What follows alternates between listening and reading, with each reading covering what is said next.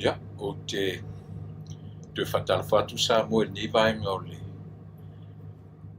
fiafi o le teimi o le tautua masani a lau si fonga o le tai au fou I lalo lana por kalame whai pēr o taua o le lupe whalele.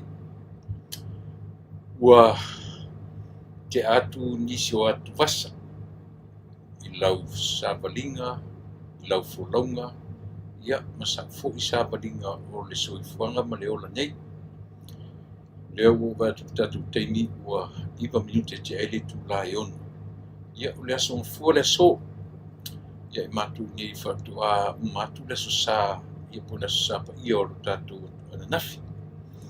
Ia pio o ananafi ia sā whianga iailan au whainga ruanga tutofi. Ia ma le laua ina o le upu o le atua. I so o se vaenga o le nei lalolangi. Ia, ai mese lava la mātou ni I California I Amerika. Ua pi o na nafi le mātou o susā. Ia o le aso ngafua na nafi ia o le aso na Samoa sa whenga iele Samoa le aso na nafi. Ia, New Zealand au se tālia pitai. Ia o lefto a mātou o mai le afiafi o le aso ngafua ina ua te ale titi ale tūrai ono I ona minute se fulu. Ia o le fui la ua a mai ia le tātou iai le nei vaenga o le soifuanga ma le ola. I le mwhena abesea, o whea lava e anga iai ia lau sāwalinga o lava singa le tangata lava ia whea ngai ia ma lana sā ilinga o le soifuanga ma le ola nei. Ia ona o le tātou lava atu nuu pe ua iai le tūlanga hoi le ua whaatala leila. Ua le ngata I le vainga lau tele I oe I so se vaenga I tutonu o le atu tutonu o ainga, nu o afioanga. O le vainga wha le kālesia, o vainga wha le malo. Tasi alona lau le launga tasia lava o le ba ai maualunga a Samoa. Pe whasal mau sau, pe whaale tino, pa whaale anganga, pe whaale anganga. E tasi ale aunga o Samoa, o le atu nuu o whaatala le linga. E whapena foi na winga, Io o le tātou sāwalinga le ola nei. O alawa mea tātou te anga I ai le sailinga wha o mene o ainga whaale malo. O le atu nuu ai o tātou atu nuu pei o le ua anga I atu tū maanga whaapalangi. Ma watu lea mea tau o le democracy. Ma ua ngai E se ailo tātou atu nuu ma le mea sa tātou wa ai ma a fuafua mai le atu nuu. Whaururunga o nuu maainga o le matai system. Ia na mai fui leo le matai system o whaia mo vai sa mo yo na vaenga iai tumua pupule. O tumua ia ma tātou I salawhai. Piu whapena le vaenga lau tele ia mawhai o nā. Ia si o ina pa I atu le tala le lei I le ua mai le tasi iwha, tasi balu tolu. Ia na I fo le sina swinga. Ina utanu le tala le lei.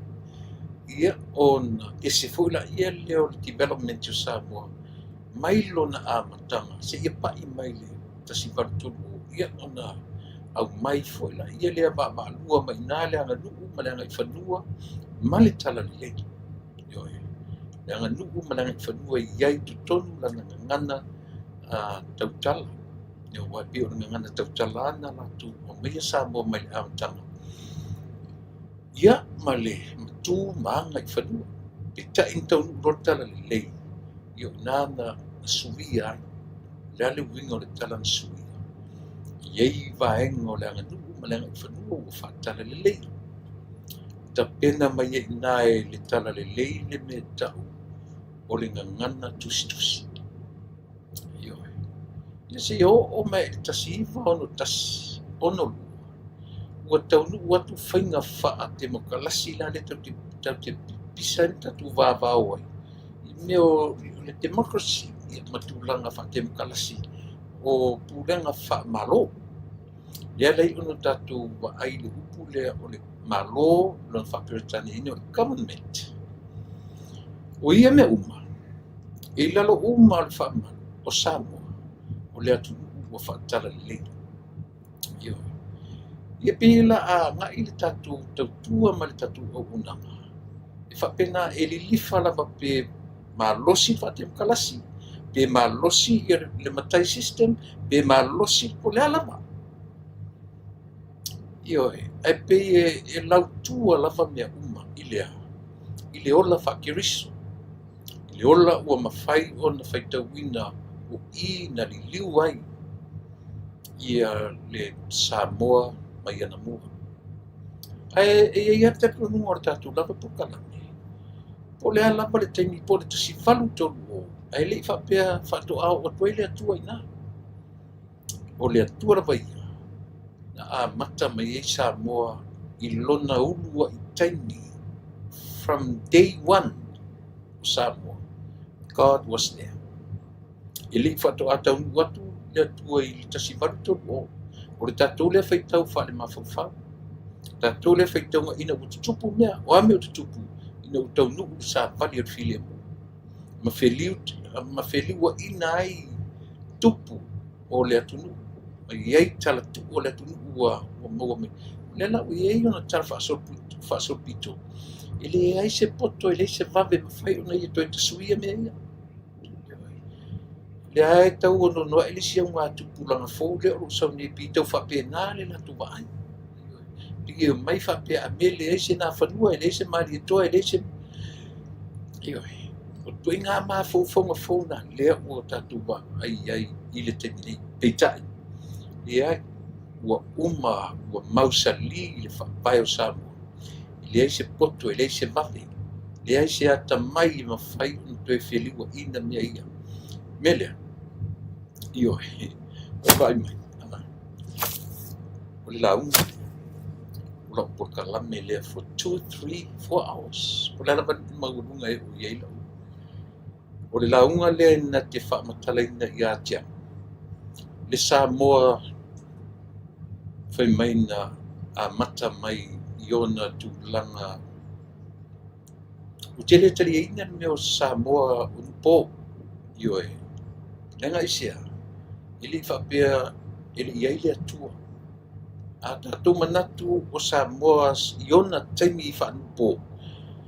O te tonunga o tātou Pukalame. Pē nupo, pē pōngisa nā ona pō. Te whaale te tonunga tele nā mea o le atu sai le pōngisa. Na wa mana Pukalame la tuai. Pē au iesi tasi lo manatu pele ai, o te le popole ai. A o lo'u lea manatu ma lo'u lea lau lea wa'ai. E fua I le me tau o le atua le ese amatama. Le ese whaiunga. O le atua o lefa, o le atua o meka, o lona winga. O le atua la sai tau whai ai Samoa mai le amatanga.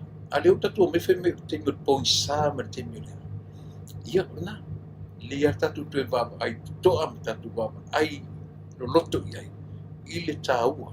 O le fo I mea tala no tua ili tatu Pukalame I ati oe. O te whaale whaatau ina tele le tua inga whaitau lea. O lea. O Samoa ana mua, o Samoa sāno nofo le pōngisa. O te le tari eina. Oe. Le anga fo I o le tua o se tua pōngisa. Tātou iei whaatasi mai a ma le tua from day one of Samoa.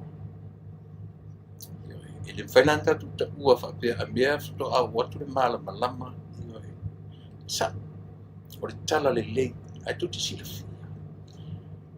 O le taimi na whanau a Yesu. Taimi nā le malama. O lona winga, uai le lalolangi le malama. When Jesus was born, there was light. Malama nga. Pe whito au atua le tasi watu tolu. aua malamalama, ua sulu ia le lalolagi i le malamalama. A tatu va'ai fa'alautele le va'ai sa mu'imea ia. Ia e tilo i ai ma e tatalo i le atua e fa'amanino oe, fa'amalamalama lo mafaufau. Na vai le na te manino lelei.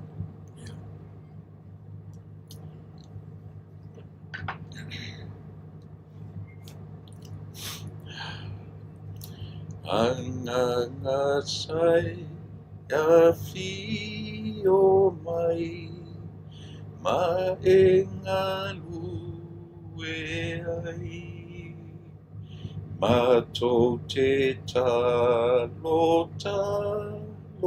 nei ia e a fi o mai anganga sai ua na o oe e tonga fiti ai o matolo to masesei ia e a fi o mai ia e whaatu mea fou Tinei i mea tuai ia whaamamai nei i matou ia e a fi o mai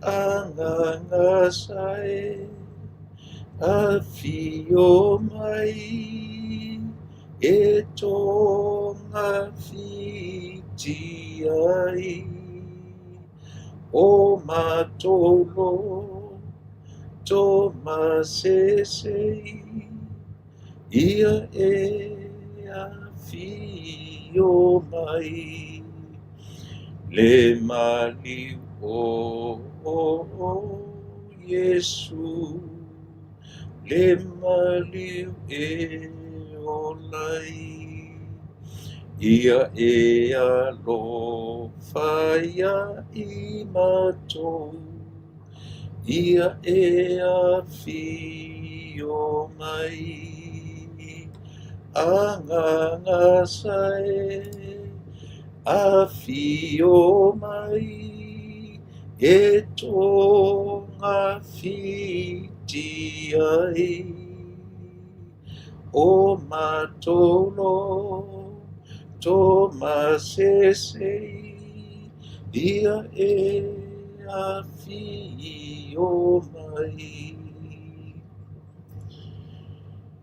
fa'afetaitele le atua lo matou tamai lau fio iai le pule ma le pule aoao lau fio iai le ola ma le oti lau fio e pule i mea uma a o matou aulia manuia lenei aso matou iai le afiafi solosolo ina goto i fo le lā feagai lenei tulagi ma au o le pogisā ua folifoli mai a o le tatalo tamae ia lau fio i lau tausiga i lo matou ola mai ai le taeao te o'o lenei tulā to'otoifo le afiafi ma le ala'i le taeao lau taʻitaʻiga o lau leoleoga le ulufafo ma le ulufale ua auli'ia ai lenei aso fa'afetai lou agalelei faifai pea ia tatalo tamae lou agagasā o lo matou fesoasoa nisili afio maia tautolua le palame ma le ʻauʻunaga iai se ona tāua i o matou tagata ia iai fo'i le fili e fa'asalave oe o te malosi ai oe o na te fa'agaganaina le vaivai ma le lē atoatoa tatou maʻoi lenei aso ai fo'i ina maeʻa ma uma feʻau magaluega ni ia laufio i mea ua mafai ona matou faia ma fa'ataunuu fa'amagalo i matou le totopaia ua i kirisi o lo matou ali'i ma le fa'aola'u o le mavala'au ai amene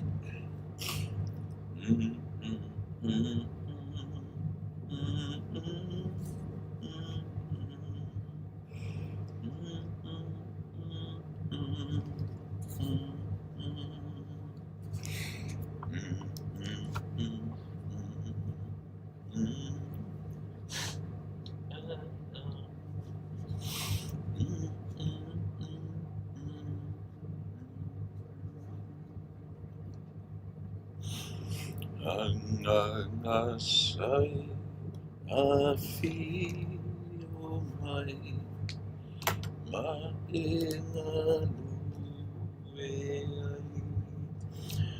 O le pese se lau sufa. Se lau sufa le numero le pese i tutonu o le tus pese le ali.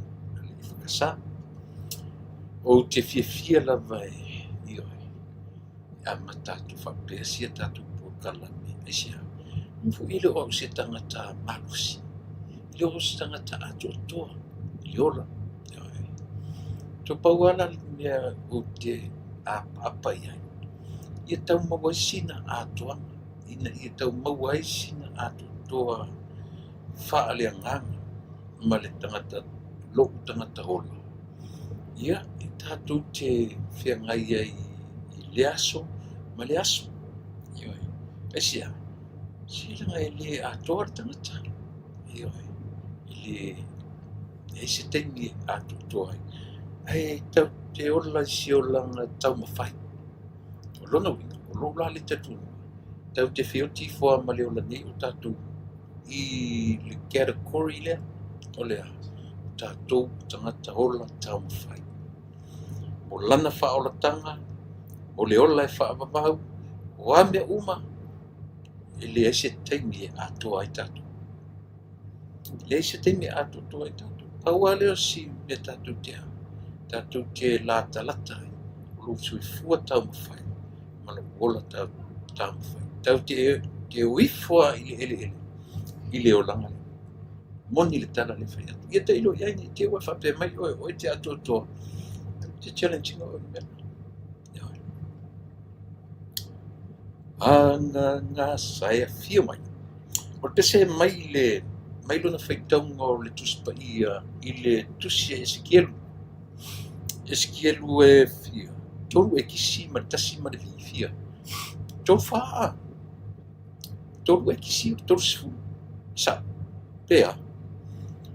Io e tolu su ma faa au lona foi upu e lusu ma lima. Le lau whaitau i tua le tuspa ia le atoa le foi upu. Ezekielu tolu su ma faa au lona foi upu 25. Pera lona whaitau i. O te o sia fo'i ma i lātou le whiangainga e manui ai. O te whaumatia manu whi ai i le nu. Lātou te no nofo fifi le mu wai i le vau. Ma moe i le vau matua. Lea koe whekaukua. Te whaitua. Lusu ma lima.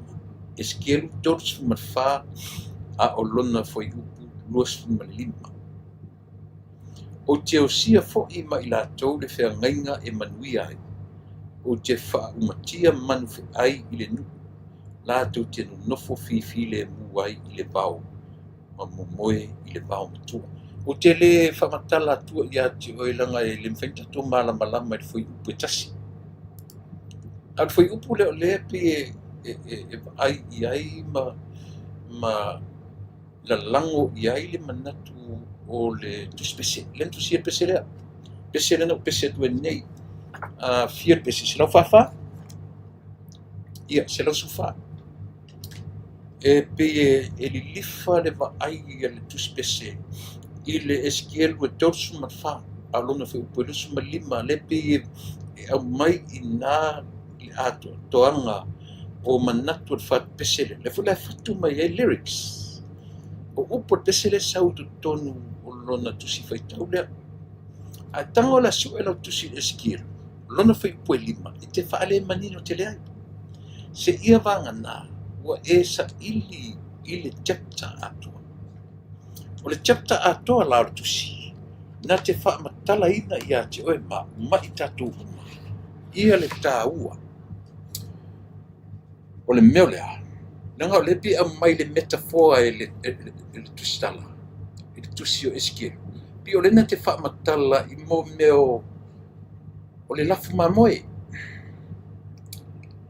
E na te wha matala o leo o lo wha au tala ina.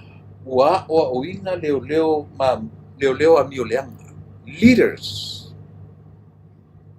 Ioe.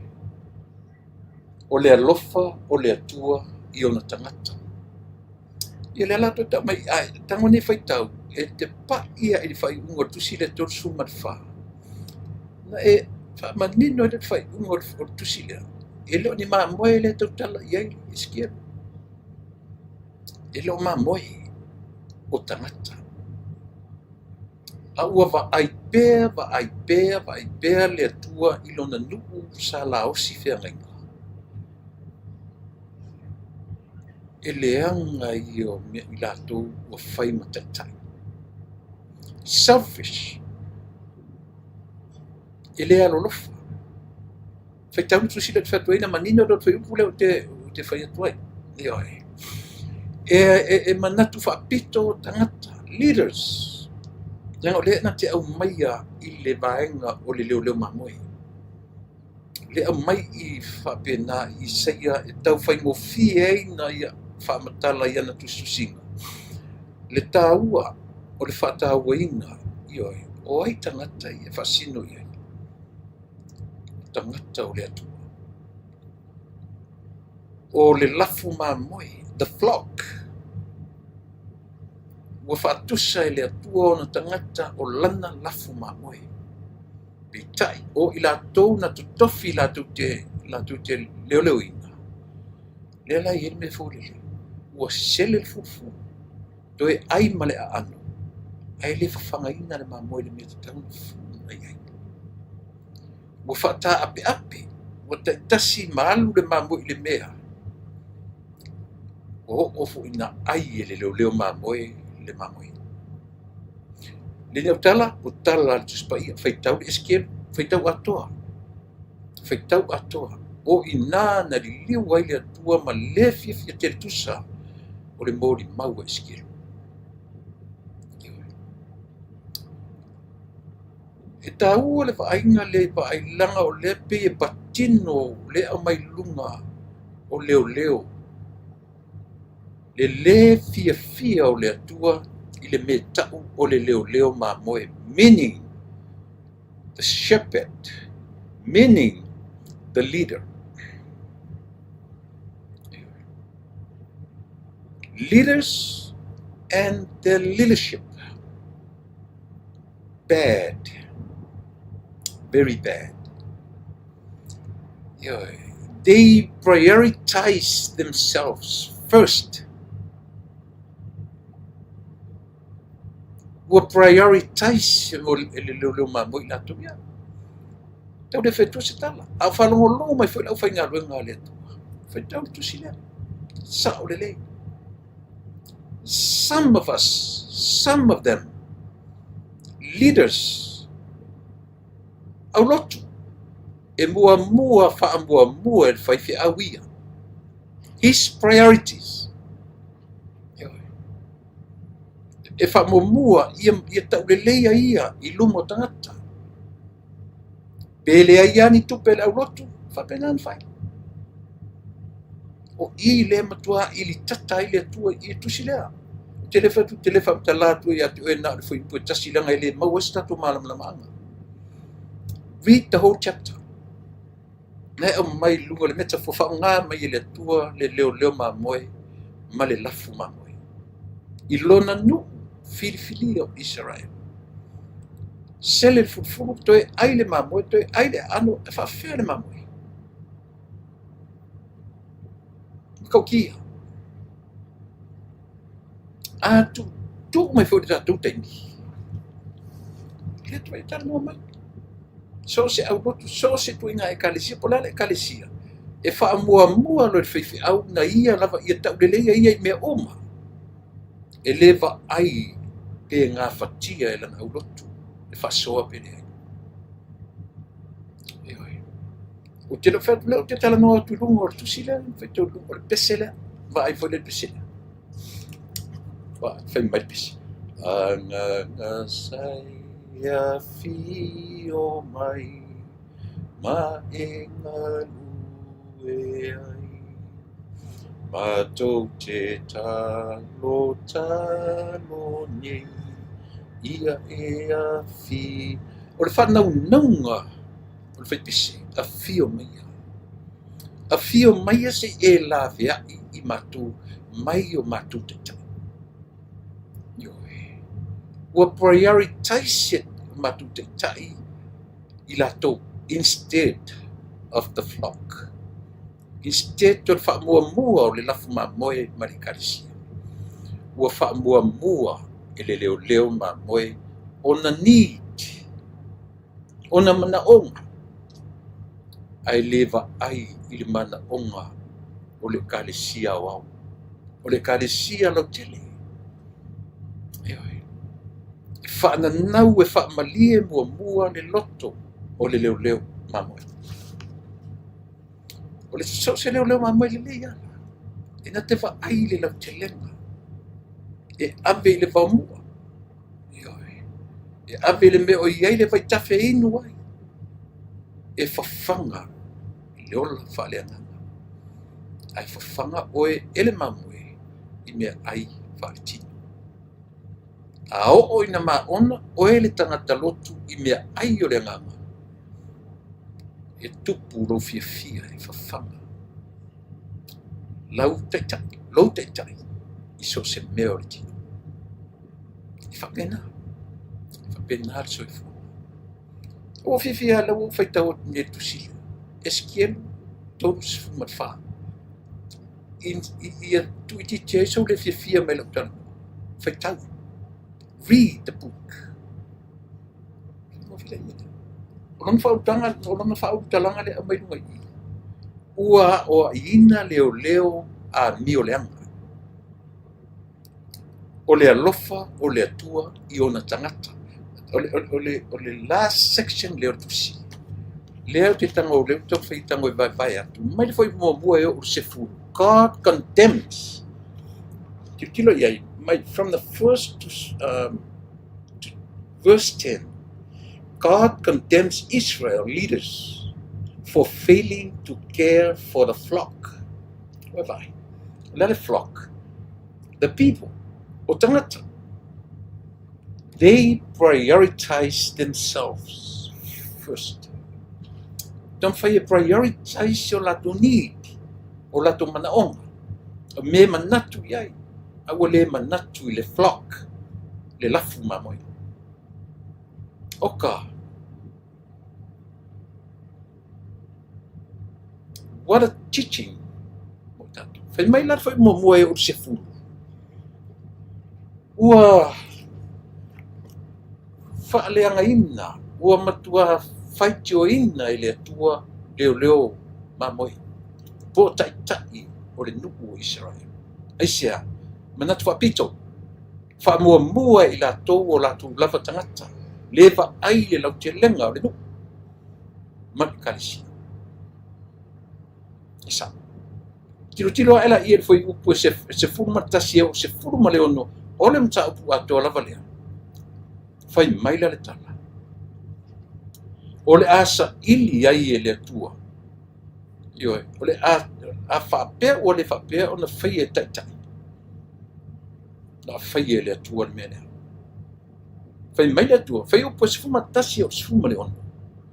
Tanga le whai tau. O whapea mai le atua. Ok. A whai o tau le whai le mea. Let me do it. Let me do it. La o latu e ao lo nu e ao tangata. E sa ili le mea le lei no foi whanga. Ioe. E sa ili se no whanga le lei. E au mai no nofo. E feinu. E whawhanga.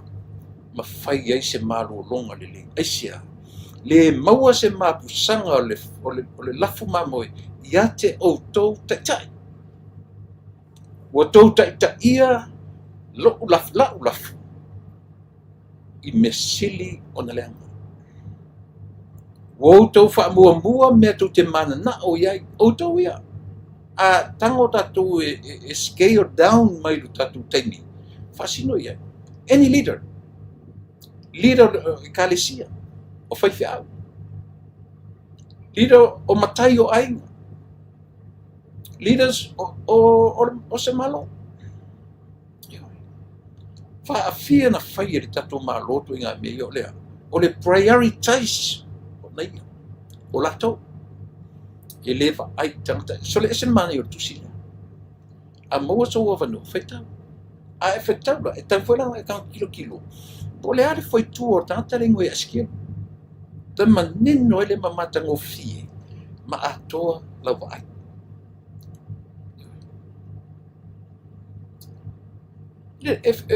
Okay, challenging foi lana o whenga runga. I mea nei o lotu. Nanga wa ai lai toi ngata i tai whapea. E muli lana wa ai le au lotu. E prioritize le tau le leo ia i luma o isi whaiwhia au mai si au lotu. E mana o ia tau le lea. Na o ale au lotu. At ua zero le account. Tato mai foi le tatu tam fai fa ngale le fio ngale atua tam meni upu fa le atua tam fai e manino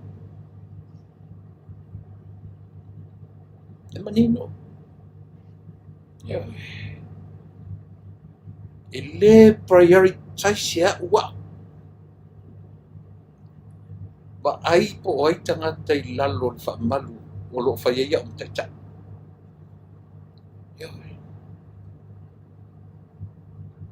tahuana a fa fonga foi tata i o tatu malo foi tau tu sila foi tau esquerdo with tops from fa not just the verse 25 lang o verse le na mai tu special na le foi tau tu sila ar foi upula se furu mal fitu lo su mal e o fo ila tanga tau le laf io e fa sala fo ia le atua tangata manatu fa pito o ile community o ile lafu lea so o le flock po lafu ma mo ile tala le atua o tangata o le community le community o tangata o le atua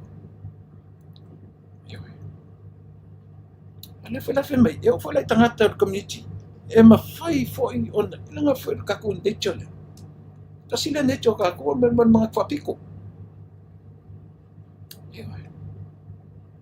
mi fra le tua e pa i ai le fasalanga foi upo sufitu lu fulua foi upo lu suma todo suma tasilela e foi upo lela to foi le pese foi met pese anga sai a fio mai e foi met foi upo lu anga sai uana o oi sai foi upo lu e tonga fiti ai o matou loto masise ia e fio na o oe arto fiti pese mani e saura i tusila fe mai la foi por isso matou se ia pa ia lo fai ua fa ai loa ele tua and God promise le promise ele tua le fai e ia le mamo e tasi o le a o fanga ina o te fa toina o le mamo ele to tasi e iai le taimi e fai ai ma leo ma moe le lei.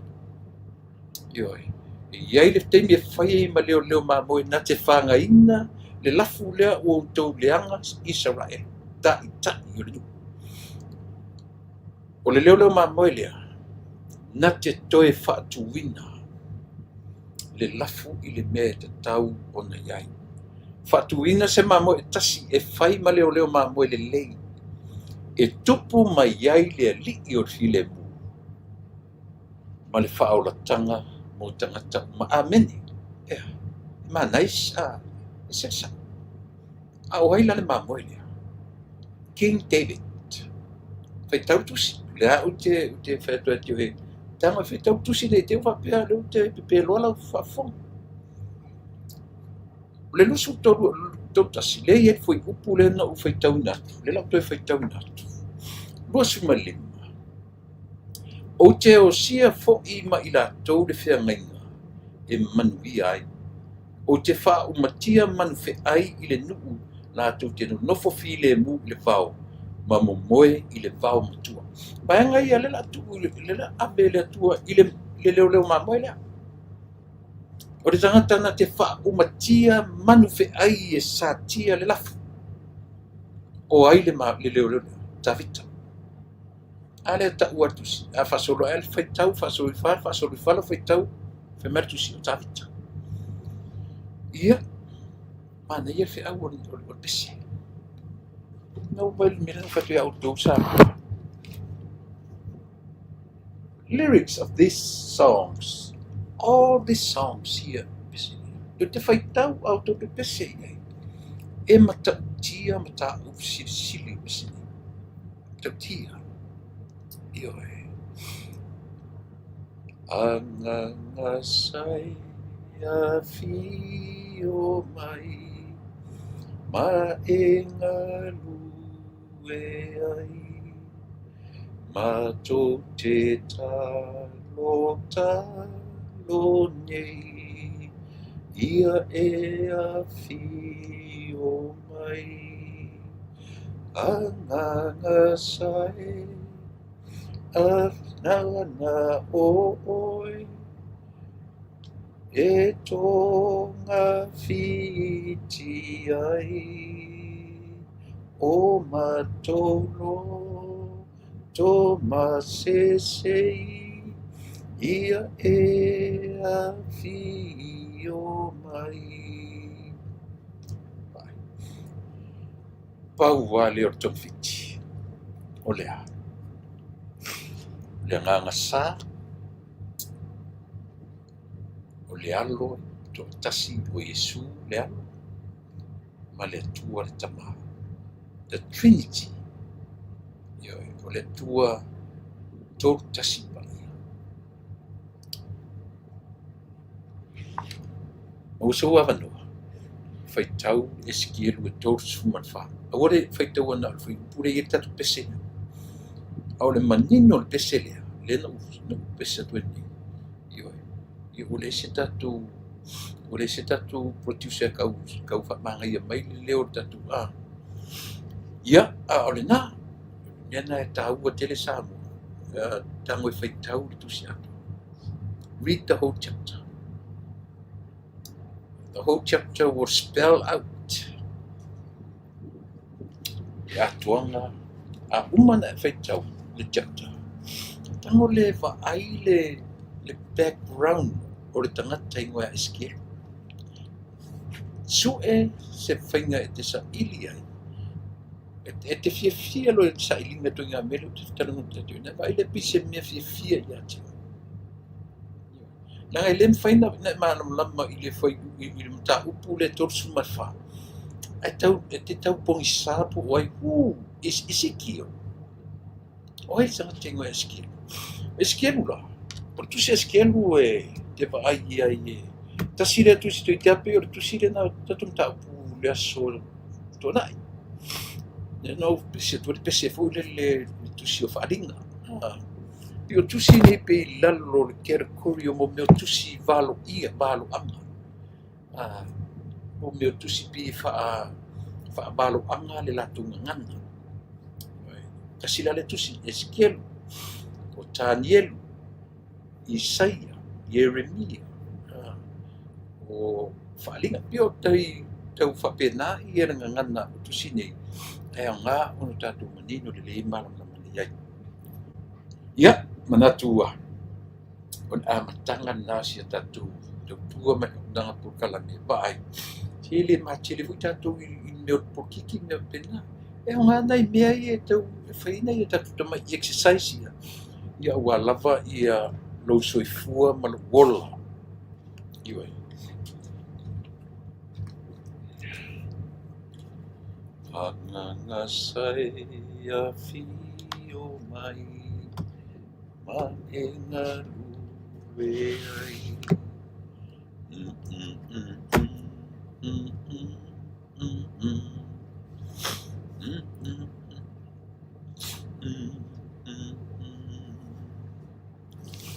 anga sai ia tātou mai fula ia le ia tātou tau tiri o tātou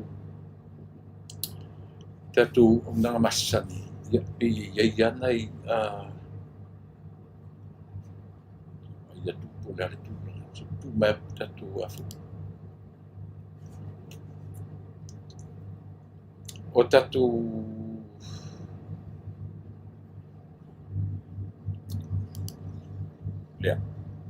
lea se el mena upatu nai wharingai mo silfia.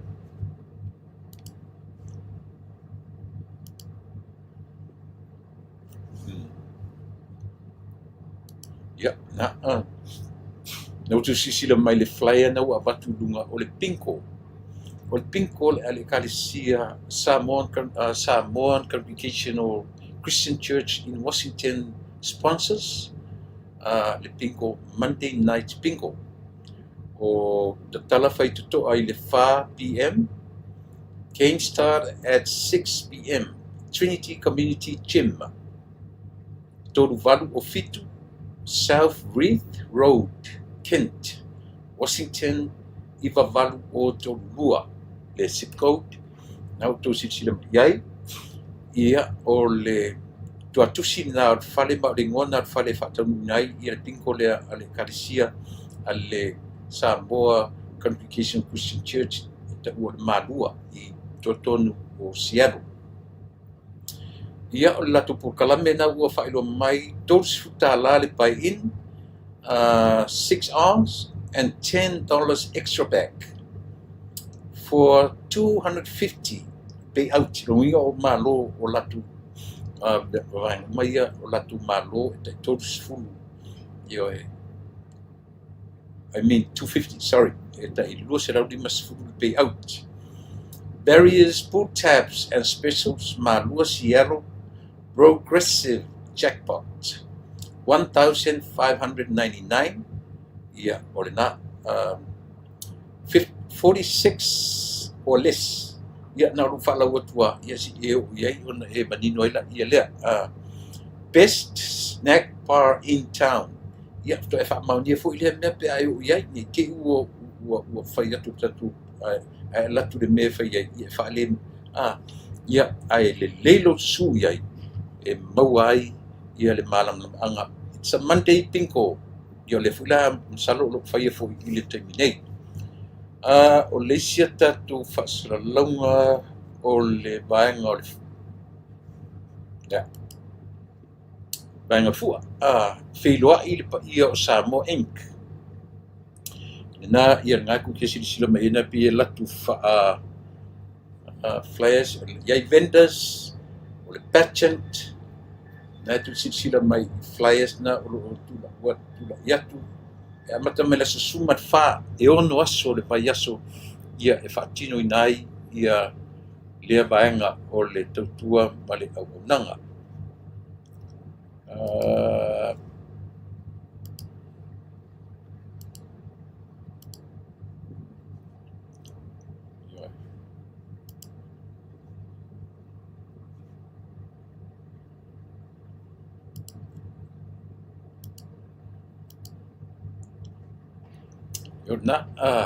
Yo no aso Pacific Community ina o pamano e fai ai mau fai kiti o vendors o le ainga ia ma mea uma e fai fo le lako pageant si utango e atu ia na fai loa la ia langa ngai pavele alu le tatu flyer.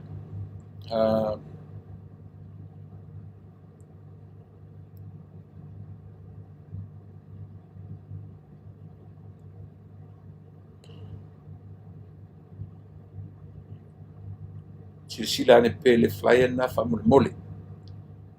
Sila ne le flyer mo lo silfia.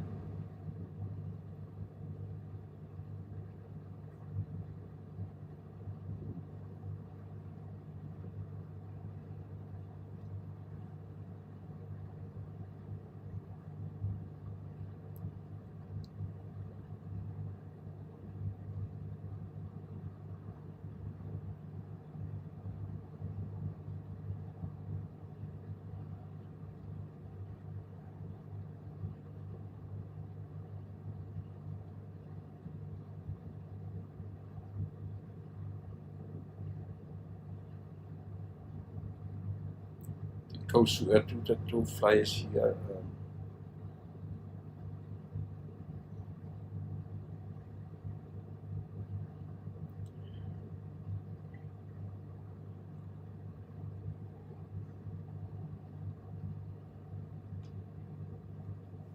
ia na ua e maua i lunga ina fa mole ia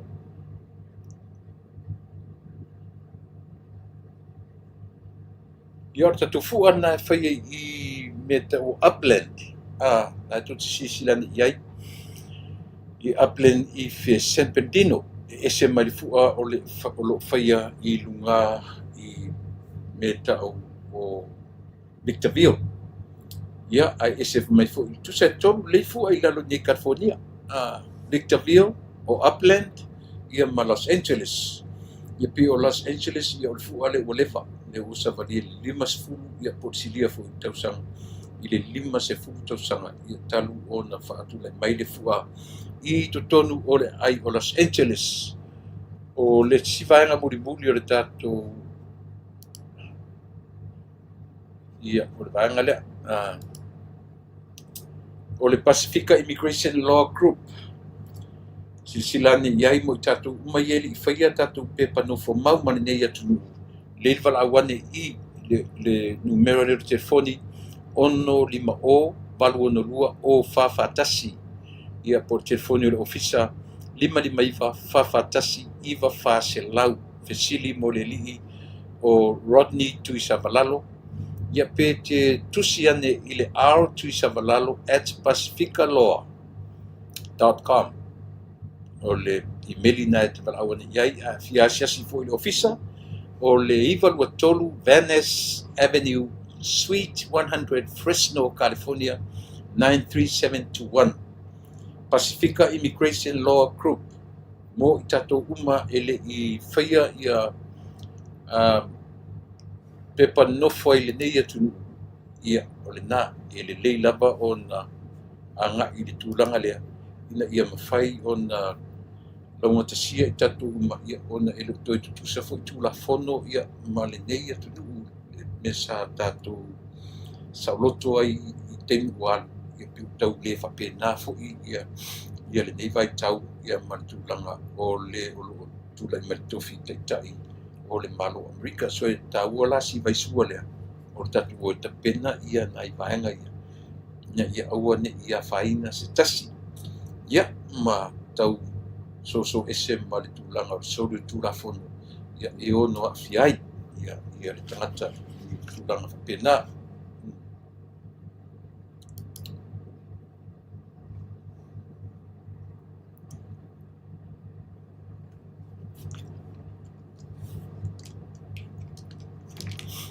ia pe o nei tala amata na e amata tuere tatu por kala me ia lau silfia le tatu atu ia me fo I lo tupu I tutonu o le nei malo tele o lo matu o na nofo mau mawai e si tala le no longa tuana nei o le company e ta ua o le Federal Pacific e pe uma o le company na a le presidente ai ia le faipule o le matou tumalo ia le fitalenga ia namula ulu samiliota pe uma company na e mautofi ai sieli o namula ulu samiliota ia a faila o te ta ua le suafa samiliota ia e tasiala whafonga e loa e mea na e mafuanga na mafue na langa le suafa lea taipi o le case fuile o I whale ali tasi ia mai o lea o te tau whaalongonongo atu ia pe o lea e tau wangai ia le matu sui ia e tau wangai ia o tere o mautinoa e pe o lau tau whaalongonongo le I tangata o le matu tumalo tangata o le matu o lo I samo e pe sili atu lo latu loa io e nei lo tau whapea o lo tau sa ili sama no o le matu sui ia I totonu ia o lipotile mai tangata o le matu o lo fisota ia tonu o le whatutua I le tua sa mo tasi io nei mea uma so le ese whantan wha awasenga nei mea ese whantan wha awasenga o le tangata na mai le tua I ate oe ai muri ane to e sau whai mai I ate oe se ilua wha uowo ioe o le tangata na mai le tua I ate oe na matua I whalusi lo patu ioe ai ina ua va ai ma tilo lan savalinga e se le mele anga ia se sini Io e tu sa foi ia pele I manuia le palota tama le o sieli io tai o le iseu. Au le te le io fale a onga o lo tuo nane. Te le io fale a onga o lo tua o le letu lai mai fu o le nari. O tai o le iseu. Ai elu te tonu. Wa le fa mo le fa pe sa fa punga mai ile le tau fa longo tu ile li sili officer sili o le a foi. O lo tau fa longo tu officer sili o le fainga palota. Pe fa pe tau sa o lo tau fa longo tu.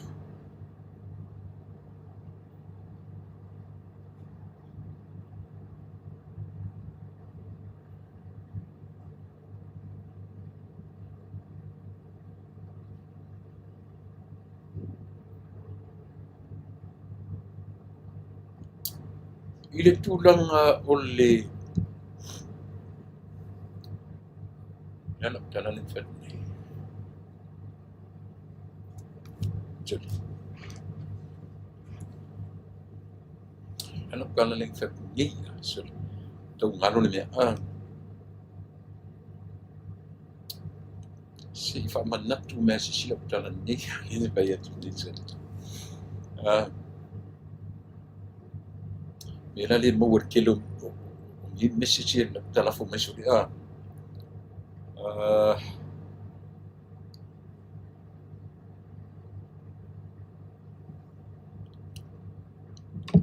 Faftai tai o se ole non ta upu ia ali e certo fa no noi manatu tu ina na fai mai mala tu lang ina ia sia foi tomani maleli io o te le atala tu ina tu lepa mala tu nga I le la o malita se na fa se ina ia na fa se ina ia tayol ipule tayol seu ina ua fiso ta I o motu pua ma nan pe lana ia mai tau ina fa se ina tayol seu ia masau e loa alu lo li palota le ai le lelo amata tu ile mele ia tayol seu langa le ua tele tala le ua mai fule si fa tionga tu ile e pa malato male he pipi taunga tā pa election. Ua taunga tā ua silia ma le afa miliona na whai ai le palota. Vai mautau. Wa e sa. E sa o e fua I le tala a le komisina whainga palota. It's close enough. That number is close enough. I la ulea ai ma la ulea ma so tertonu. Ai sila fia le tato watu. Ele te I toe fo I whainga palota. Na ala na whaile whainga palota. Ona o le tūlafona. O le al tūlafona. Le al tūlafona. O le taimi a te le whamalia ina I lau vaenga whai I la tam whai kolosi le melea. You have to go back to have a by-election. So tūlafona. The law say it all. Ioi. Ele se mana onga. Ele se mana onga o tai o li seu. O le mana onga o le tūlafona. O le laina whaatasi. Au tūlafona lea. To ato e tō pe lau ai whai ua lata I palota luoro tasi. Langa whai I tūlafona I tū atu. E fia kolosi ese, fia na eru le te tuto tasi for a certain time. Tūlafona mamua. E te alu te tuto tasi ia ona e anga irola ia le afo le tu ile ban fai wa e manatu e fetau I mo e tu la fono na sa I mo bua at very close the election 2021 on for sudden kia o sui le tu la fono le e sui a fa tope non suina le la to e mai fai mai walu sia tau gele o tau ngata ai le pa election. Ai le fesilia walan kau kame. Ongo la fon e tasi al whainga nā leina whai tu la fon. Ina ia aua ni ia ni sui o le afo, o le HRPP e toi o esi. tu so tu la fono ai na fai e whaanganga ma le manatu tu le pa e whaavavau le HRPP e le toe o esi na lenga tope lau le i le mele io langa la nana uta ua i le mele o le matu sui le o matu o le o namla u ma ua mai tala le matu nisi fu i le matu tu malo man matu pe u tau whapenalu na langona e fialu o fialu e kolosi le lenga le tai pio mele na re ni ia tai o seu o namla urula o ia na te ma o ia na te tai ia le company le tau o le Federal Pacific lea wana fua ina le 3 miliona e lango ai le lakapi Samoa ia mana tua le lava e iai vesinga o lo tula i Meltemine o a vesinga na tua le e afui o le fai atu ia i latou nei tutonu o me tau porkiki e tu le lakapi tangata o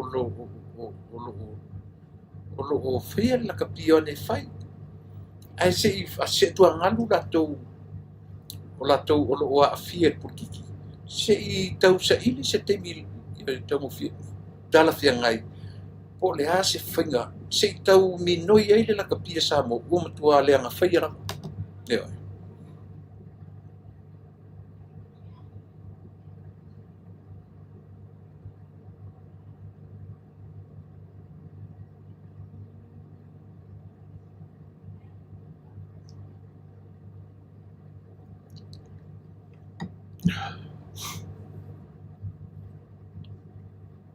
Yo, se tau sua se whainga whaia i lakapi e tatu atu o matua le anga whaia leana o manatu ele malo se i tau ale ai lo ele o esel au porkiki ata pena lo se lakapi fou se uni lakapi ana tamai nei an sa witu le po mai wa sa o le tala tu le pa o le tala o le IRP po ila to te va aia me te lakapi le lalangi e tasi ale i lakapi le atu ai ta tau le malo na take tonu ala IRP i le mele a fai o le manatu le malo o le au e wha me melo e le atu o le au o le atu o le foi a me itu pe le malo te le sosoni le malo matangata nu o le atu i lana au o lono winga la a fai le mawhai tangata i e porkiki na o ese na talia na i le IRP se whainga mo tatu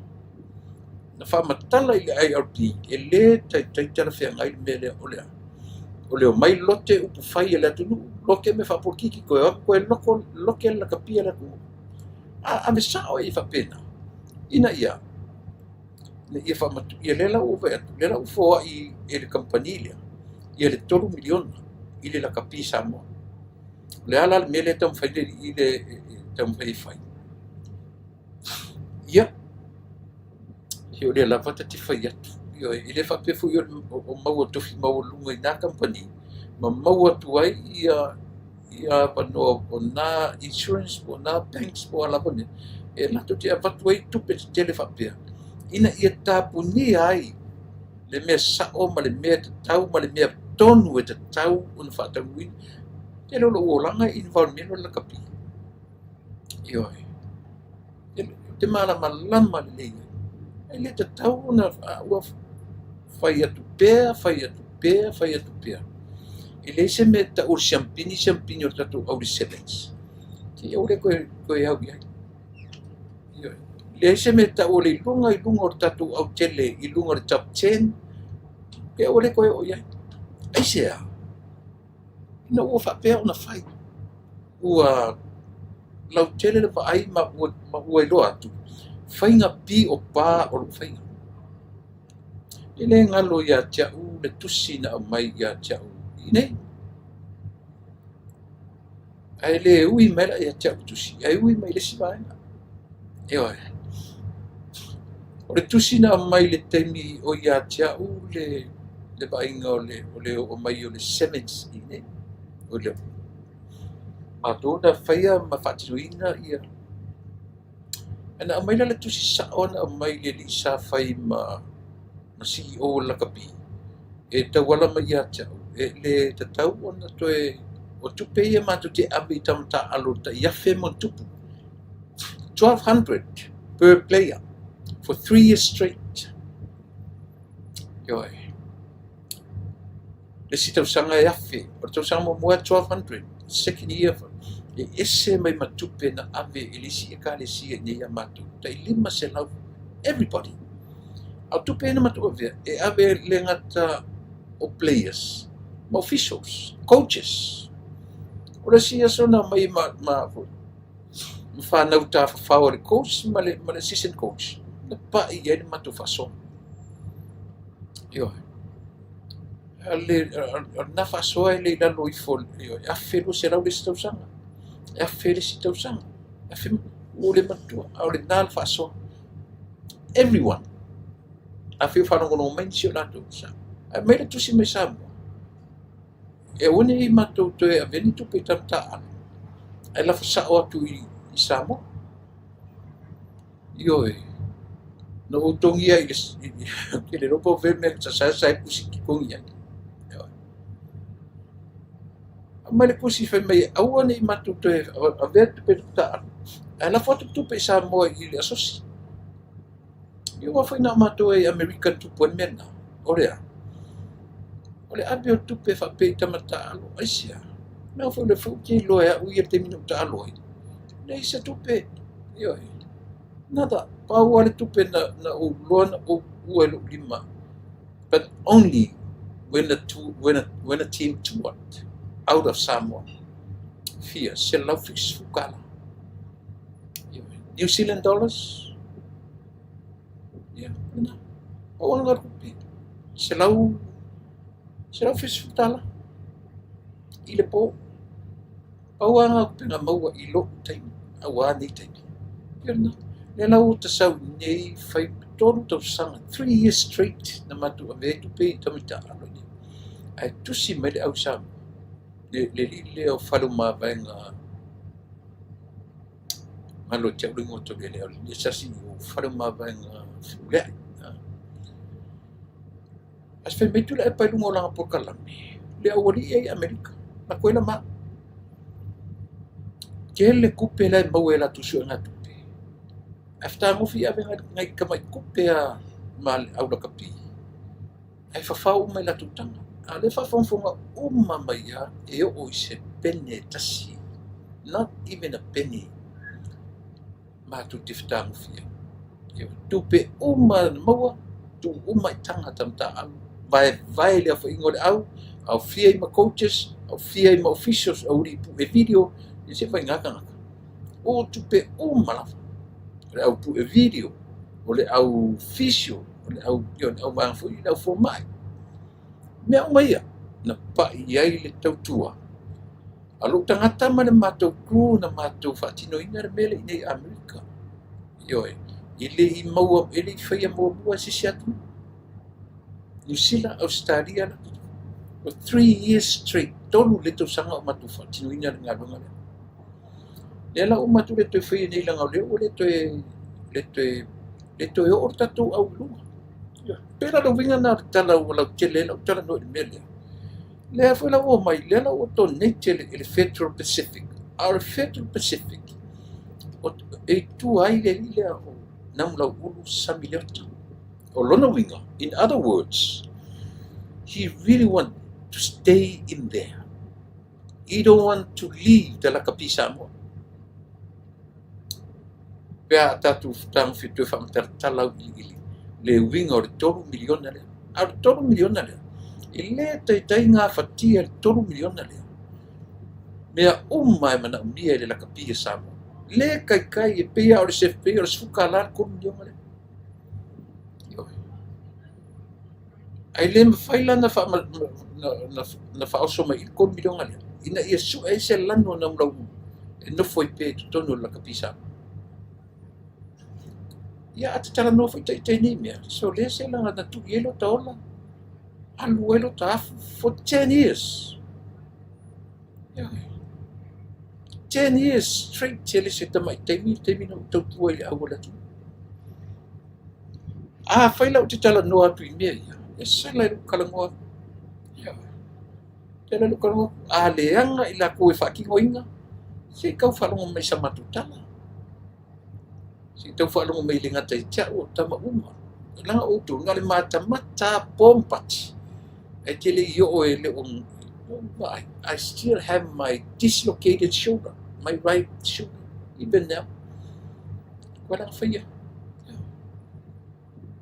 Ala ela ka menga mau mai. Yun na.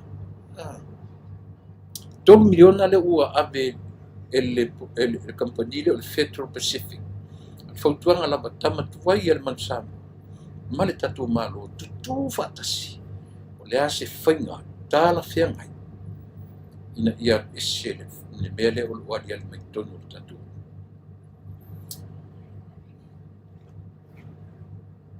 Fautuaina ua fautuaina tule pasai lele.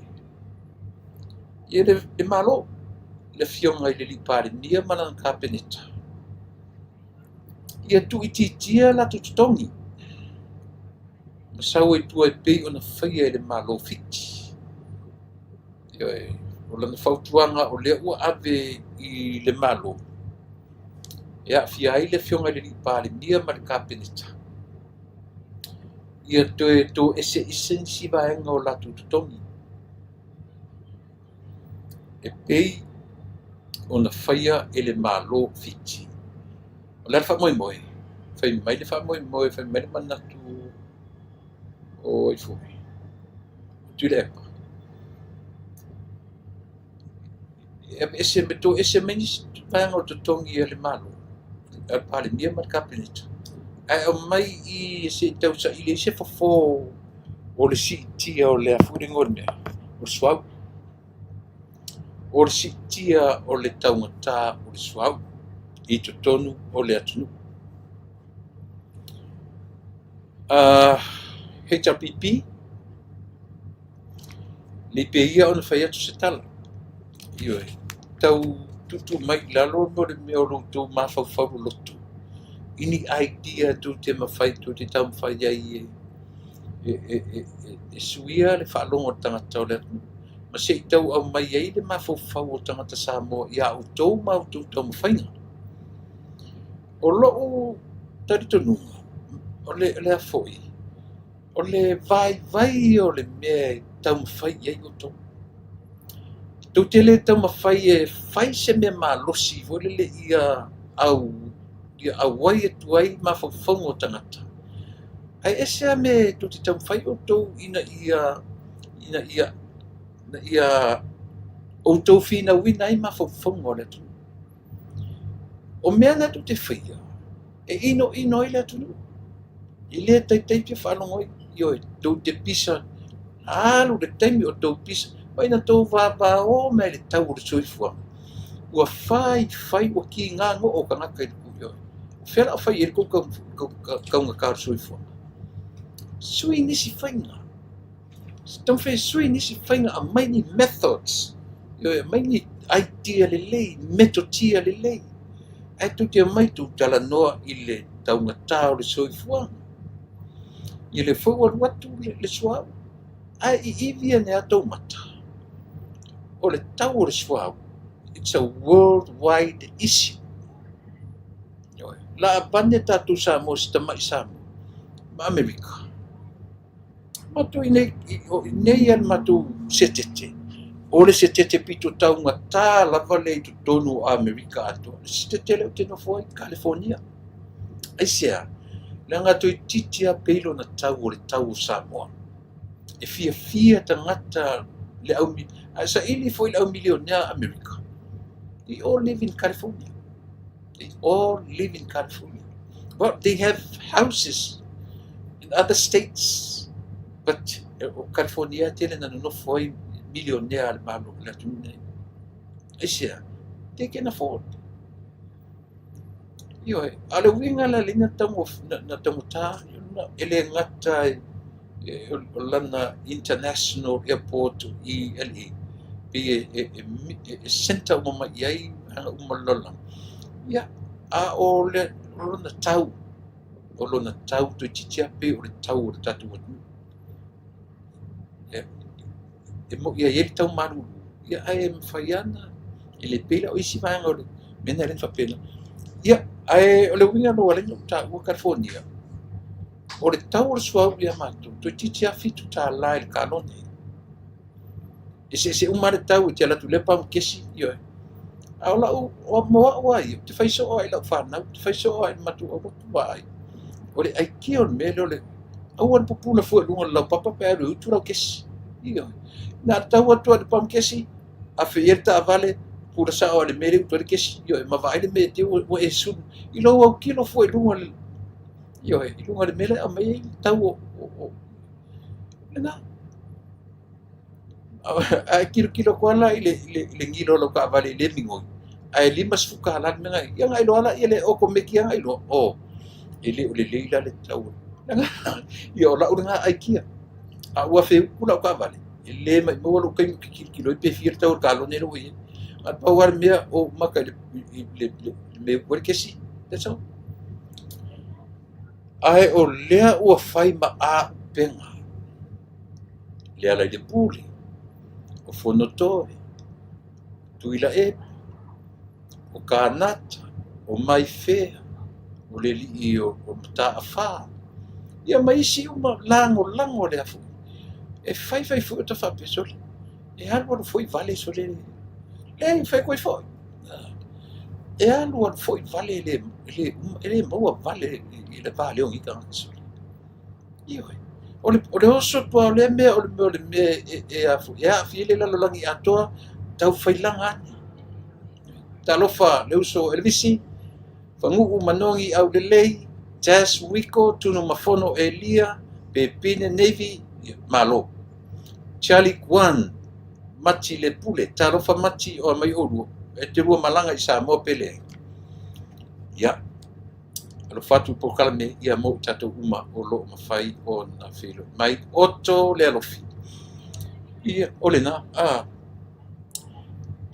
ia o le falau o le longa se mea e alalanga i ni tangata ma mai e mafai mai ua pepe se le taumata o le soifuanga ai vai ia nga le akilianga o ese tangata ma le tapipi ia alu atu fia le ua laku kaukakisi a leo ke fai atu ba ai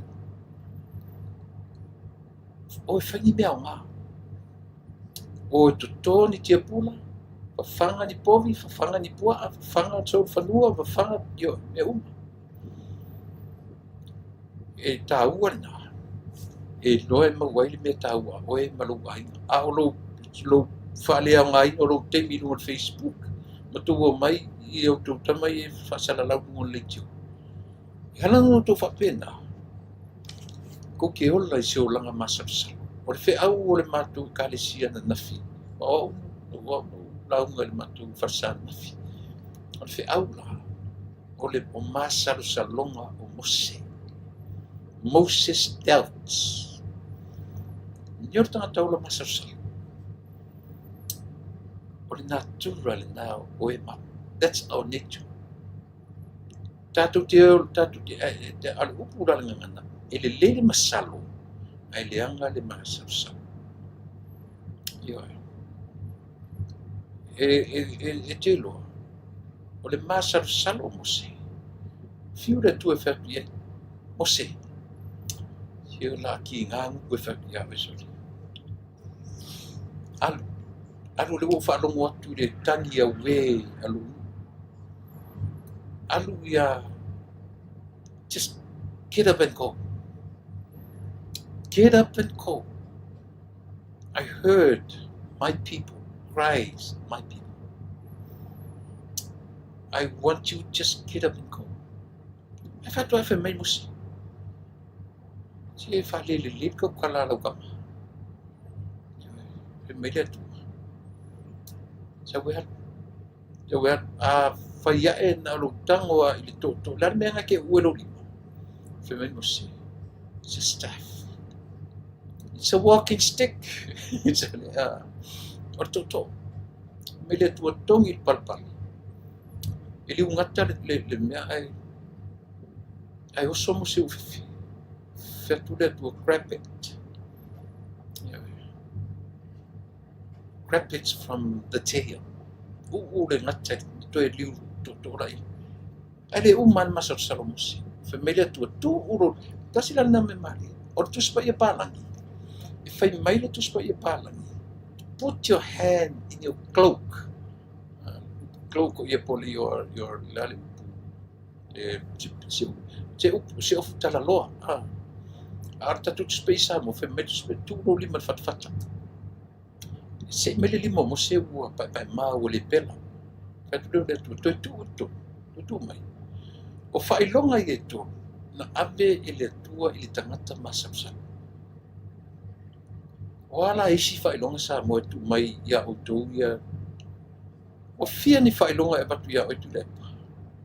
O fia ni whailonga e a watu ia te oe li limoni. O fia ni whailonga e a watu ia te oe li fontoe. O fia ni whailonga e a watu ia te utu. Whailonga mua. Ua a watu ia te utu le mea to te li whaia. O lona whaapalangi o le social development. O le ale winga. Tau te li ia tina e ina tangata o le atu. Sa utu wa tina e ina ia le meo le landscaping. Sa utu wa tina e ina ia mo meo awalalau papa. There's nothing wrong with that. But o le prioritizing o mea. No, you prioritized yourselves first. Le winga na mero le economic development. Lenga isea, o le economic development, e tele la tu pe tau sirsila o tu e a fie tu tonu lea. Le wafu i satitoa. E a fie tu tonu lea. E a fie tu tonu ia le meo malai valele le fefo fele sai malai valele le ali pata o foi ngolu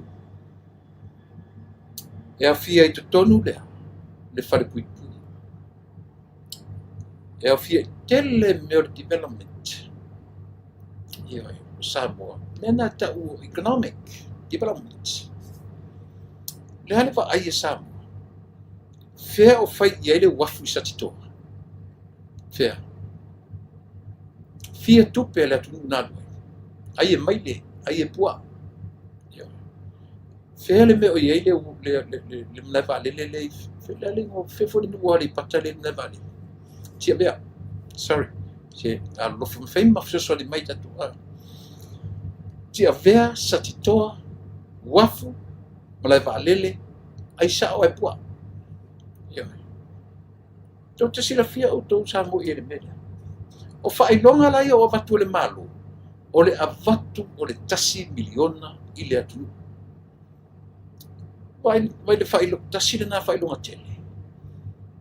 Ai avaku ko mumua, le ma se senga la tala le whaatu pe tala le atua na whai amose. Langa wau le na whai le matu le whai awa nafi. O una la unga le matu le la ana nafi. Ai va aila i le atuanga le whai awa. I sere mana ia. Ai kanongi a mai le relationship le tua mamusi. O le relationship le tua matavita. E ai ia se senga ma le relationship tatou ma tatou whanau. O tatou ma taitaki o Samoa. Whai atua le tua se mose. Se lo kali upu soli. Fetu e foi langa leta te tala no langa lua a mai le ngana fa tu spa ia o le ngana fa lolo. But we really don't know. Pena fa fair conversation lea. I have no idea. Yo, langa lua mai fa ngana tusi. Ua fai atu le tua fai mai mosi. Fai atu le tua mai mosi. Ai atu nei le vao e mau matu. E fai aku so o lolo ka ma e kali whalua ha ko kali upu e. Pau aka me ke kua ko lunga kālo upu e oilo. Ke kua ko lunga e afua. Tātu te rei lola. Pēna wha pewhia a te lo. Fai mai le tala tuspa ia i le mena. God communicated to Moses with mercy. ki ngā tali upo mose. Na lava na ono sa ia e le atu. Ana ore ia. Ia o ia kupu se ongo sa ia whai e kure. Se vai ngā lau mai a whai mai le ai se me tupu. Le ai se me tupu. E avatu iai ia me me le se me ele whai kupu se me whapena. Wangi. Le ai le kaku kalangoa pe mea ia. Aisia, le ua uma le 5 tausanga momu. Le ua uma masinga na tēnei. A pelila. O le ala le melo vai. O tupu la se miliona. Aua tau te tau mawhai e whai nisi tala e tau e tari sa fasili. O tupu le miliona. Ali fontoi. Ali sailele. Ali le mongi. Se kali mai la se o kono fasili. Ali kanata, ali mai fea. Ali I mtafa. Se kali mai au le fa fe alo fa ia tala. Ai kali sa mana fasili. Ua tupu se miliona pena fola I le 5 tausanga taru. Kali sa fasili. There's no but. Ilingi manga ngkari. Ngari ia male. Ua tupu. Whailonga mo buana. A vatu le whailonga ia utu. Ai tau munga mai ia. Whai atu le malo. Se le kupenga e vaku hoku whaku kokeo e whaama totole ele. Munga kele ko nguku. Kao o kou. Langa lau kusaanga e kau ki kalangoa fua I whema whea. Ole ngangana naftau. Whea kuala kala munga mai. Lelau ke mana ia lo whea ua nafi matwasa. Ai, te le whai atu e no uloanga langa e fua I tāpenanga. Le taua te nofa mo mawhawhawha pesole. Uman whai atu le tua ia o emose. Kongi lau koko o palpala. Le ungaka. Lale si mea ngai koe whakia mai. A whapele le lau kokala. La va whailonga na tautala moe. Whakua whai kua lea kua whale kongkong walang ka mose. Te whatu le tua mose. Se kura lau 5 I lo fatfata. Ka whaele 5. Pai maa ole pela 5. Whai maile le tu. Si koe kura ie. Lo fatu. Koe le me uma. Sole. Ai finga ua moseri. Koe tu loma le tu. Te ilona oi. Alula e asua ingi ioe. So ingi vai ngai le mai kawhenga. Ika ngole ki alu loma sa saanga vai le lu koko. Tolu le lei whai longa te tele na fu. Ai sisi o a mose. Ai lo po lenga o mose. Ila popole le tautala not really. Ai popole le tonu o Israel. Pena la tala noa maletu. Iyo. Si fa uka ka ku. Ah. Fer ka malo fa yetu ya Israel, fa Israel. Fer ngalu ka ngol maleku. Mangi ngalu ka ngol maleku. Chope o nila ngona. At the end of the day, fa mailo tala le. Iyo olile. If that is the case, go. I give you somebody to speak for you. Your own brother. Yeah. Thank you, son.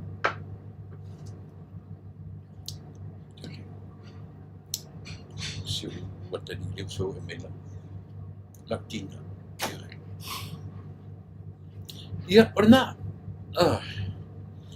So le winga na loktal a tango nila au mai I le vao tātou le atu no o mo tātou teitai. O mana whai atu le malo. Se o e whangaro a watu le miliona na e o. Ai munga atu le pa. Munga fontoi. The relationship. E le tatuina. O le relationship la le tua ma mose. O le the most concern, o le concern o mose na iai. O le ponanga mose ina ne I whape mai le nuu ia te ia ma le tatunuina ia. Not so much o lana le leilan tautala. A o le tatunuina le nuu o ia ma le tua. Pe mo ina talanoa. Leo e. So o le wari la ia. o concern o Mose, na, pe va ai fo le ile tua I ke fa pe mai le, a le wari ia. Ele fa pe na la pe o Mose, le wari ia, o loto ele anga. Pe o Mose, the concern, I concern o Mose. A le wari ia, ele concern, a loto matua I mafia le leanga. Tua pongi sa fa solo akua mafofo. O Mose na yele na concern o kulanga nga concern ye Mose o le fa pe mai Israel pe sa ona la tano male tua. Ala wari ia. Dem se me fa pena. Pa wale mele tafe fa wala wari ia. O le fa le ang o fenga malo. Wangi la kalimena fasili. Le wa uma le lima the first 5 years le wa uma. La le kali o fasili. Wa kupu le mele. Wa ise 5 miliona. Ai tuman. Ua tupu. O kero fa ko me ko mai fa pe a me o ele si fa pule le ile o le mera nga le fe tuai. Ua tupu. Ioe. I tusa mau tala ele mfaina tupu 7 miliona. Tu le pa sai lele. Ua tupu. Ua mo se 5 miliona le pa.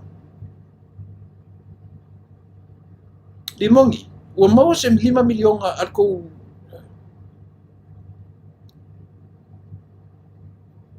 o fontoi. Ua mau. Ia kaula isi.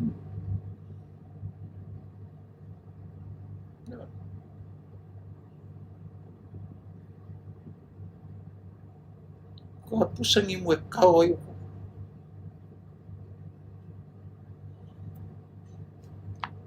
Who knows? Foi no tempo tua so ale taranoanga. Conversation between God and Moses. Nelo pe fai ku le tu ya Mose. Fa fia na fai ku ai o somai. Kau ke le non menga o lefa matus pa ia. No one was there. Tatu te le loa. O te le loa fo ia o le ngana fatus pa ia le tatu fai tau ia. But in reality, Mose, o ke koe whai aku roa, ka pungi ro nguku ai anu whai mine whai tuai. E sa.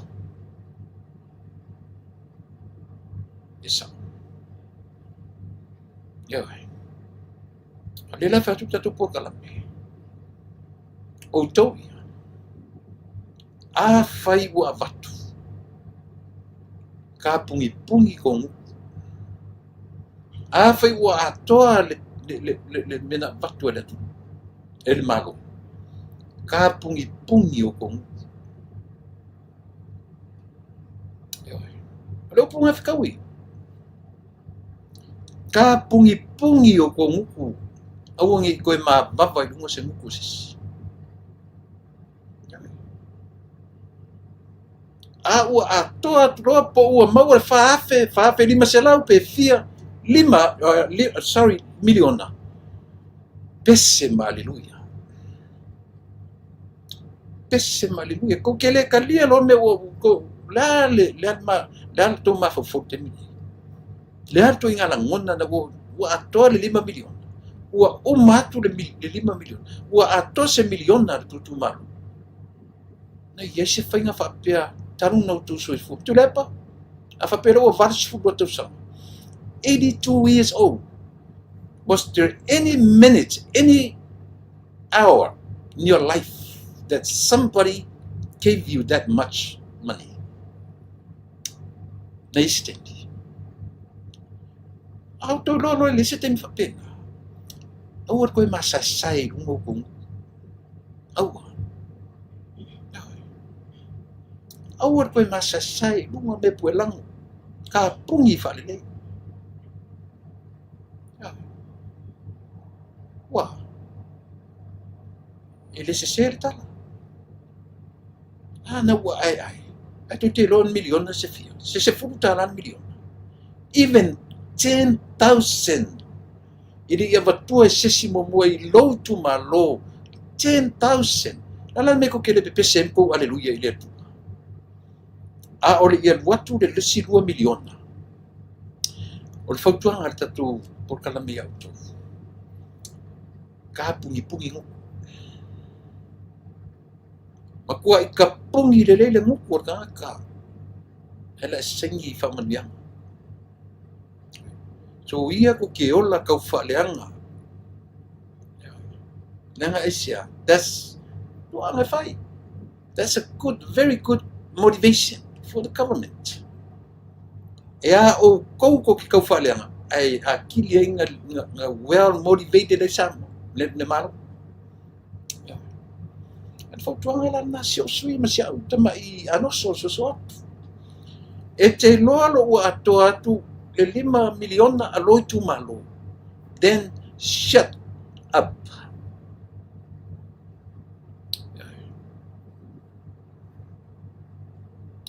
Ka pungi la nguku. O wha mamanga nguku filosofi ngi lang. Au lango kwa alu ese ma fa ba inga le lango ala ku ko yo solo. Mena yo. Ka pungi. Ka pungi yo so ku se lango fa ko alu ese ma se fa ba inga.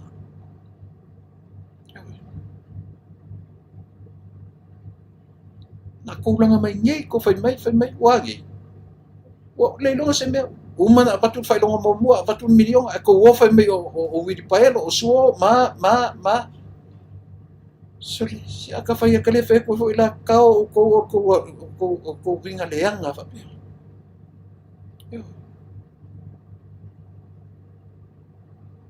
Si bai ko I ka fuli o ko le lua ma ku kua ko mai ni ko faleanga.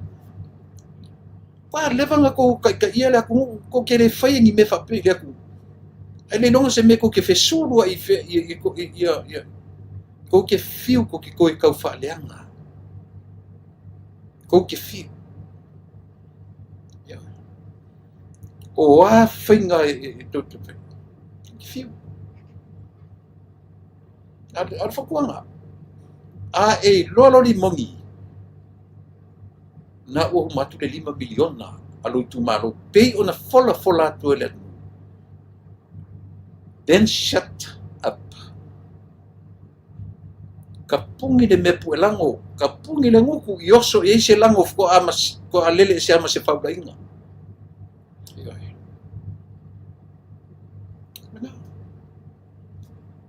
Apenga foi a ele fontoe.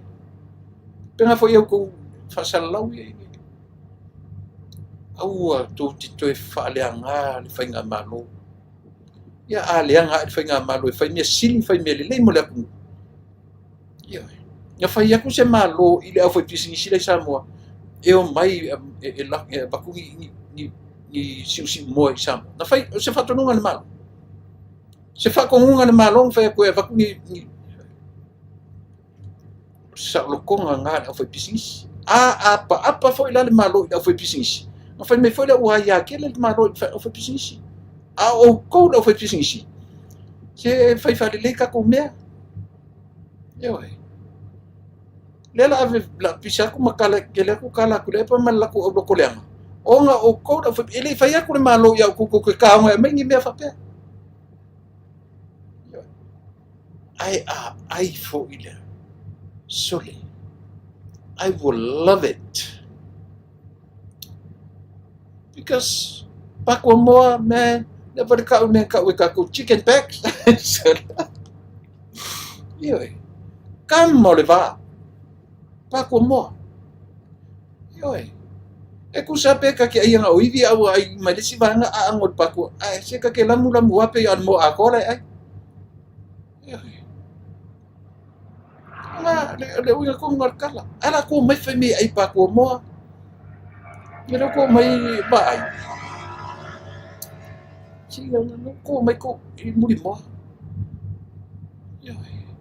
Afa ko ngila ngi muri pofi ko ke ngi muri pofi. Ya. Fa nga le ma fa nga ole. Susi ole mo. Yoy. Ai piko ke fie fa nga una fa do ai tu le tunu wa ai le tunu muri mo. Apa ngela se muro se povi ke ai. Ya. Se fai fa le kala. whaonga whalele na ngangana. Whaonga re siu o le pipi, siu o le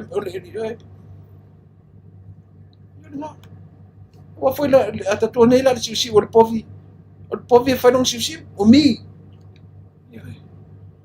Le wha ingoe tatu, tasi le name e sero fia ai. Siu o le povi. Ala anko loa o le siu o le moa, siu o le pipi, ako mai whaime o le muri moa.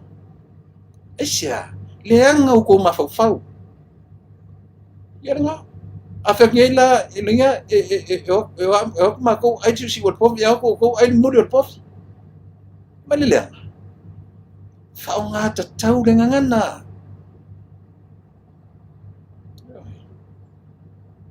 Whao ngā tatau le ngangana. Ai le whai kua pen, ne kou mai nga. Ko ke fia ngai ko ke lo le leia o le siu o le moa. Ai ko mai whai mai ko upu makala. Ko ke manga o e ko ke fia maalia i le atunu. Pi ko ke kau mai su e ni tō lanu i a Samoa. Ia ngira ia. O aku isi kanga kai ai le siu o le povi. Ai ngira o koe ai le muri o le povi. E longo le lei le whanong. Awa. Wala. Samoa. A whai au le siu moa le mea muri ua latu mau e whaoloa. Soviet. Whaonga. Whai le kuka. Kipi e le kapisi. Kipi e le maukengi. Kipi e le... I would love it. A tusa whai pe maua i le siu moa. Awar tu. Langa kele whai me ngeso le ke mau koe ngā mea ai ke roi le ioi. A kala ku ngela le siu moa. Kipi e le angiangi. Kipi ai le maukengi, kipi ai le fiu, kipi ai le kapisi, le atu ngā mea ai. A kumu la mea i vegetable sia. La le kari ka kui mea ia. La sau kari o e li le ako ke mei ai muri moa. Yo, whasa o le tala, o le siu moa. Na, a whaila uko masangi le ai o muri o mangue, ia nga. O le upu, o le siu, o le moa. Ua le mawhau ai loa ni mo te whaapatwalea o tangaka. Ka whi ai a kou whia la mua la uari. Ko ke whiu. E tu sa o tuare tala e sea langa e whaapatwalea lau kou whaaleanga i le malo. I le whai atu le malo a mea me le kiwhi o e mai le se whaatonunga whapena se malo o whai i au whai o loa i Samoa. Umanga ai pakua moa, umanga ai le muri moa, umanga ai le pau mamoe, wale i longa se me, lan me kau, ese le me o le pau, ese le me tau o le flesh. Pe mangifingifi, pe lololo, po le, ese flesh, o le tino, o le mamoe. E ki ai pau mamoe. Pe ki ai ngā futufutu mamoe. Na wenga ngā tala. Ese le tāu o le tatu o le lei e tatu upu matala. Ioi. Ese le tāu o le tatu o le lei wha matala e tāu e moni e ma... E aua tatu te o e wha a winga mea. Leanga e lea ava e le loto leanga ma le loto e le lea. Ia masui e le ngangana o mea. Ioi. O le tāu o le mea o le siu pipi. O le siu moa. O le mamoe, o le flat mamoe. I le, kanungo o Samoa, se ngau ai whai au mamoe Samoa. Tua lolo o isi mamoe le kaunea whengu ka ia. Ai le iai ma se teimi o kia rue siam Samoa ni se mea nkau. Anga ma si i mea tule e pala tai le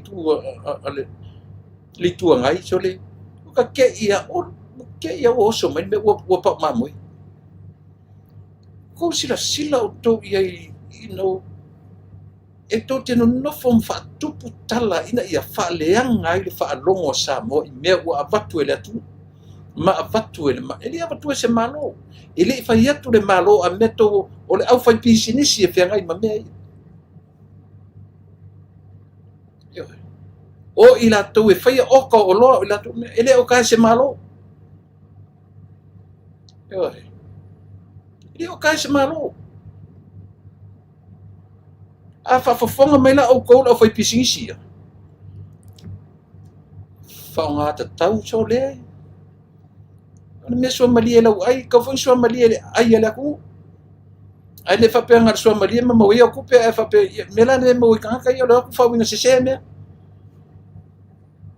E masani a te ro. Au kangi ai se mo atu. The best part of the chicken I would love to eat. O sushi. Kama foi le la ise a. Tama hori le pise ta fatoru, pise triangle tu or kama. Ro kama mua o ke kanga bese so ai ma le pakua ma o mo atu. Ia. Me piko manga ia ngar mo ki ai ia. That's me. Ala la wo fa no ngi wo condemn na tata ni malo ila si o le mo. Man. Ole matua. Your stupidity. Le lupo fe me ngata mai ai.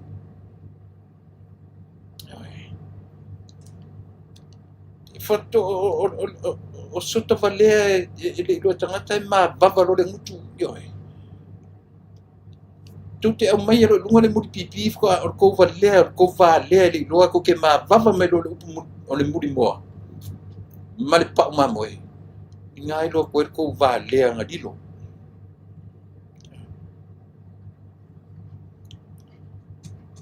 Ia. Lingi ka mo limong ia. E pese le muri mo. Pese le muri mo. Ngar ke mi ole kiki me yonga maku. Ngar ke mi yonga maku.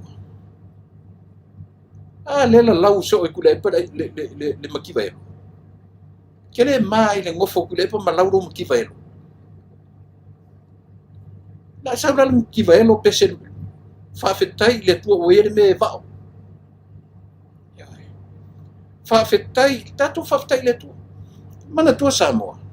Te loa. Tua la o te mine matu ai.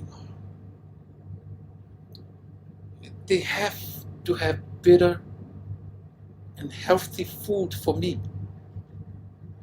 E la te mi au na fuatu me ai e fa le fitau I ma fatu nunga fo mai. O ko mo le mu fa le lo. Ani yetu fa pe na o ma to mo fa mai fa te tele le tu me ai we fo to sieno ma tu ola le tino amen. O man ko mu. Ele ai ma se senga ma me ai ka ke fa ya. Le o sau le lilo limo. Pe na te o mai e pesa na me fia. La o ma fau le temi le nei. O maua mea tele tu per malo le lantanga. Sa alu lantanga. Tele tu pe ele ala o lai lo na ai. Ale la so fai mai muri mo. Ai. Wa na mea ai le kai mi o fai mai tu le pa e sau si ai nga mativa. Elo sa tala. O le tala tu le pa. Tala tu le pa na fai lantama le te mo la tu la fai ngole la tu po kala me foi pespesenga o le a foi. Kipo koko. E si tu role leo fe merce tu ai fia lo me makivaelo. Bueno, foi la stui a la forcala e ma mafal fonka.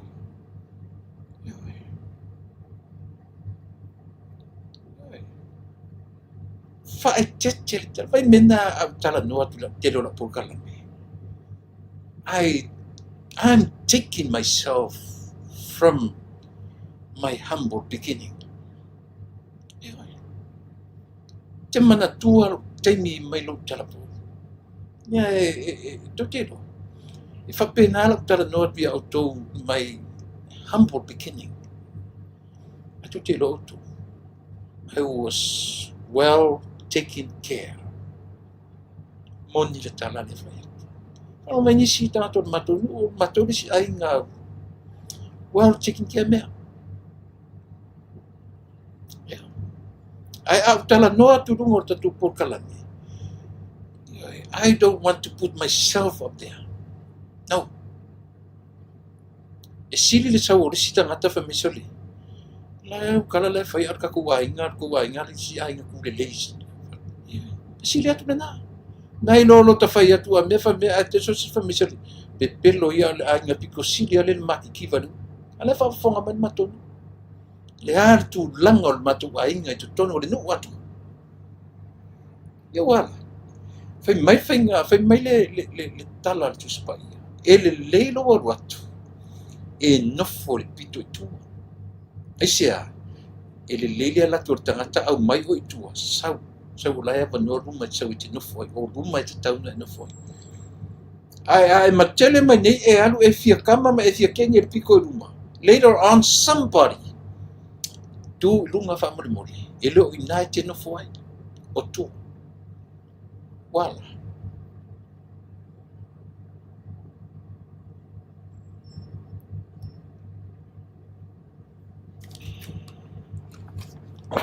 Esa. Ananga sai ya fi o mai. Ma e ngalu e ai.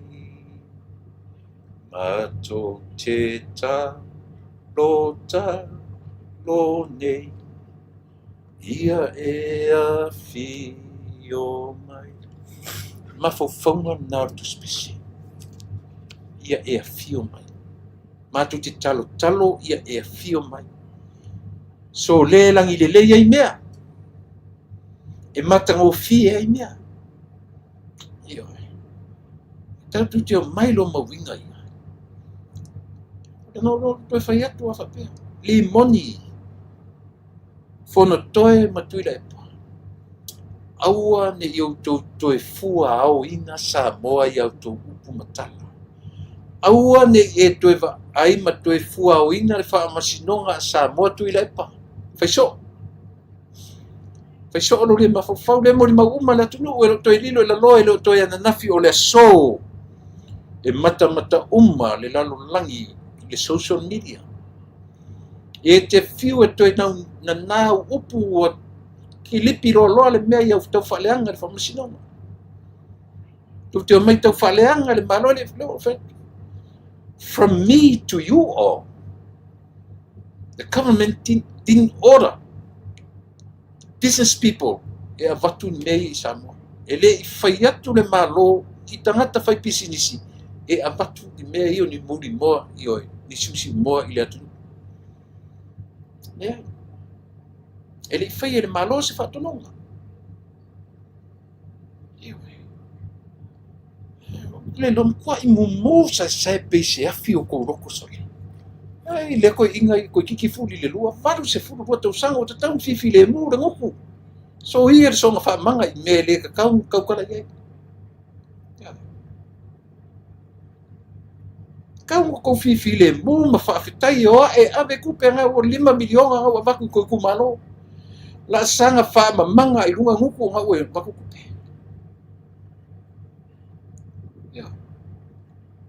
Ena watu la poka la me 1.4 billion le tupe available ale nupi whaalo. 1.8. Ale sa waku le pamwhai mai awar whaangata tau tupe, au tu te whaanga setu, au tu te whatsona whaanga setu pe, au tu te whia tangata, o nanga ana upuia. Oi. Jole. Ora fai ele meu cair si palo con sa rola ele fai mai e a mama. Quasi se o fa lua le paloka. Ngala kwa masava mai si wa vai mai mo povia kamo e fai fe am kamo. E sava uma kua ya langa le piko. Ya. Langa foi sa fai a povi.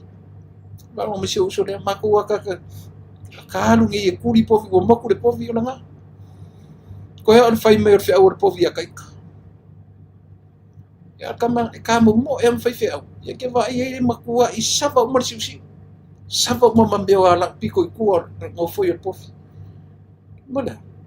No le mea ka o sanga vale. Ia kau ka kala fu le malo, la me ko ke leo ai ko ke lango le malo ma fai ele le malo o femo ke malo e mako le ka kusar ka ku malo. alo kilo le povi. Whapenga foi mesmo so whangua aki o kamoe. E sala lau o tulunga le awala. Te masani na o mea sa whaia ia so la titi lo te ao. E kua se pasi alo o purotu mtua sivila nga so le tungi teni ao nga laka ke pisi manaka ako e sali ia mo me o whea o so whanua. La whea o nga whaia so before I go to school. Ai aka miki isso. Ele fez se whea. Vai lá. Samuel atu tole. Ia lena tatia ia le tisi moa. O ko lo kia la le la fe mai tu le pa. Le mongi e o ke fia kamalo me makivaelo. O lona winga e lo le tu le pa e makiva le ainga serisia. O lona winga le la long I le makivaelo le I kakare. Le ke o menga ka kipiro ye. E ala la nei lo tu le pa. O lona winga la o le la lo tu le pa. O le sa fa tu le pa. Ma se long al makivaelo le. Wa vai. Ka ko kisira la ka ko sa mo le makau ki ngin. Lau ko ingan makivaelo lang kam. Pe a mai lungo le joke o le ala me le yo joke nga ke mamolia le reality le ske yo mena o te le ya pe o te le ya to inga joke ke taking e foi to inga joke ke lo le lia la inga ke mamolia mai le message inga joke la ke le fia a joke a foi ko ke ka diem fia joke le lenga a joke po lang le mai inga ke mamolia mai le message yo ko kira kan fa penga e ko inga lo kule nga ke au mai fa joke le mea nga ke au mai fa taramali ai e momoli mai lang kalamali na ni me le manau tu sala le fa ya tu ya limo se o ke fica lo ne makivaelo se ro fa ya tu ya ka pulia lo ki nga kadinga ili lo ka nga ke le o la ungi yo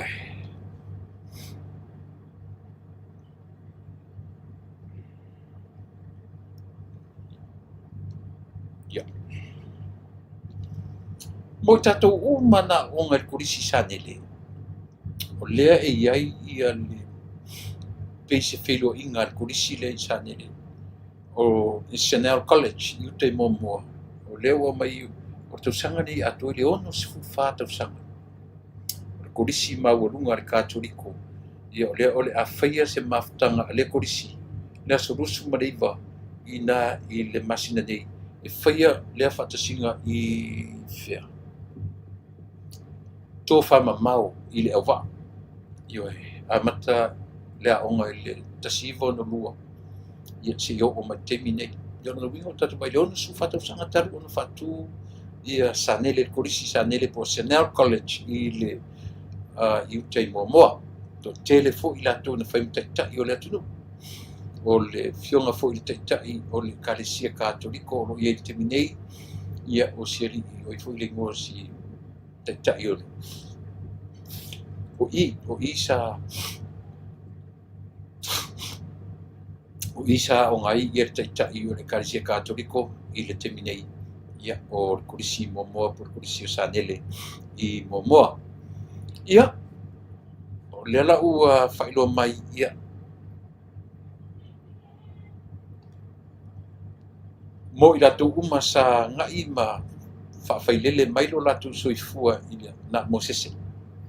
Ioi, na ia tama o le kalesia kātoriko ia Mosese o I le aonga le sa whawhailele mai ilon soifua o wina. O ta ua pula whawhailele. Na whesili na text mai a whapeo e whawhongfonga te mine. Ia le lau patu whaisia o mai ole upu whawhailele. O le whailele a ia pei tatu te ame I le tina. I le tina na te whanauina ia se pepe. Ioi, o le whailele. ia ana tatu malam na muma o le whaafailele ua tuu iai le upu a mata i le ngangana whaasamu le wha prefix ioe o lona uiga o le whaafailele lai e le o le ave uma i le tamā ma le tinā o le failele pe ave na o le tinā a o le whaafailele e ave uma i le tamā ma le tinā o le tausiga whaamatua o le tausiga whaamatua e awhia ai le tamā e awhia ai le tinā i le upu whaafailele a o le failele along e na o le tinā e ave ai na ia tangata le na message me ia tiau ia po le asa u whamatalaga i le upu lea o le whaafailele o le whaafailele ia e mwhaitatu avea i lona numero tele tamā ma le tinā e whaifuitatu avea i se whaalapototonga o i na whaafailele mai ai ia le fionga i le taitai o le kālisi o lea o i na whaatumu ai lona o langa wha le mawhawhau o i na onga ai le mawhawhau o le taitai o le kālisia pero mingana i le ngata langa ave le tamā ma tinā e ave fo'i i se whaalapototonga o tangata i tote oe na latu fesoasoani mai i a tiau ma latu fesoasoani atu i a tioi a o e tau mwhai e la asia se vaenga o lo soifua mlaua a o la i taunuu le taunuu ngalelei o le korisi lea na whaafailele mai ai o le primary school lea na whaafailele mai ai o le ekalesia lea na whaafailele mai ai ai tātou te ave esero le upu whaa na o le whailele e le mwhaitatu whi ave ia lau tele whapete e tasi lawa o le tinā o le whailele na ia whanawina pai malawhai ia ua whetau i tōnu lava na avatu fo tatu pokalame na fia le tulaga o le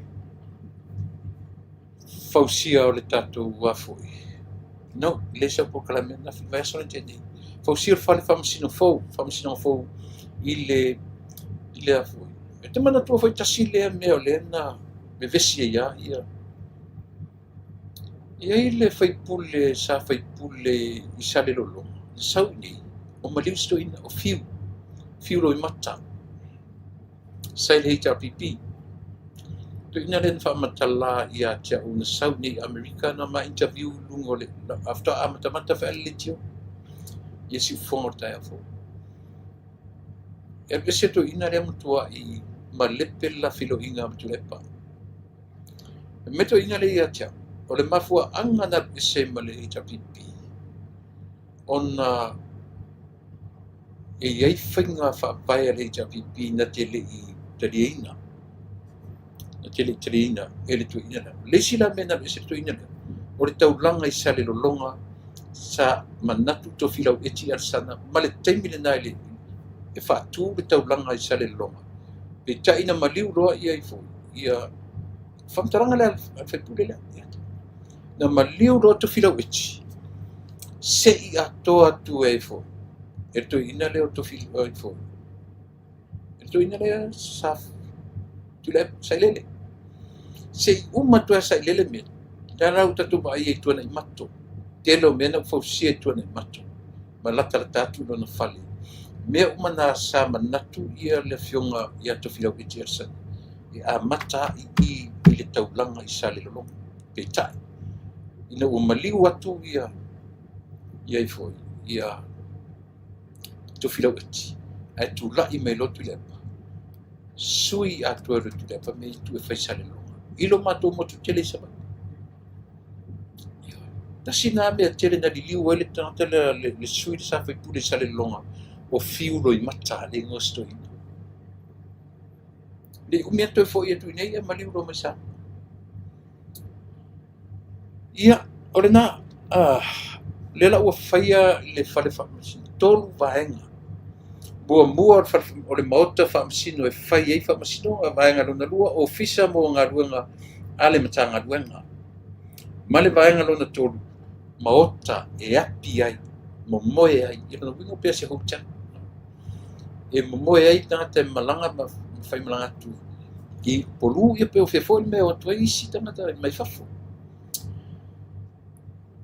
e ia te tunua lava lau tutua mo ene aso io e fai ai le malosi ia e fai ona se o le foi mea o kaukala e uma e foi kaukala so ko iuso ala ko fia ai so ia aoa pe ua tau whaatonu wholau lava le ai e tālo le ono o te mubuliana te ai. Iu ia na sol tu lafunu te ai. Ia, ane whaina tau whaatitere uni o tano atu mo te tupukala. Ia, e te tunua, sa mo le tunu pele tatu toi whieloa i aso tai au, ia, ma le tatu a whai pefu i le mose awa no o mua whanua tai au. Ia, tatu toto e whaina o tatu tai au. Mo te mne, o lautou o ona masani tuila e pa whaafitai li o sua ia o te whaatowha whaasuifu atu i le tātou au fia nei tula o le aso.